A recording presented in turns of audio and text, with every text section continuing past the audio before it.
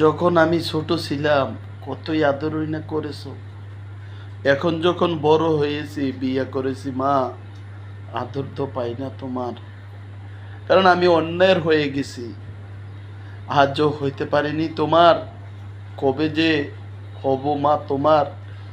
মরার পর আল্লাহর কাছে কি বলিব আমি, যে আমার মাকে আমি বিয়ে করার পর আমি মাকে ভুলে গেছি। 10 মাস 10 দিন মা গর্ভে রাখলা আমায়, তার বিনিময় দিতে পারি না তোমায় কিছু আমি। যাক, আল্লাহর কাছে দোয়া করি মা যতদিনে হায়াত দেখ তোমাকে জানি তুমি সুখে থাকো মা। আমরা 4টি ভাইয়ের কাছে, আমরা 4টি ভাই, কত লালন পালন করে করেছো মানুষ মা তুমি।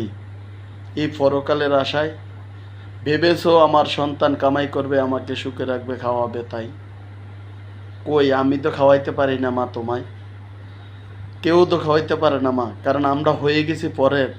মাগো, তোমার আপন সন্তান পরের হয়ে গেছি, তাই তো পারি না মা তোমাকে খাওয়াইতে। তাই মা তুমি আমাদের প্রতি রেখো না দাফি। মরার পর আল্লাহর কাছে দিতে পারবো না হিসাবপত্র কিনো। তাই তো মা তোমাকে সিলট দিই, তোমার 10 মাস 10 দিন তোমার গর্ভে ছিলাম আমি। আমার প্রতি মা তোমার ভালোবাসা রয়েছে প্রচুর দামি। তাই তো মা, সালাম আলাইকুম, সুখে থাকবা মা তুমি।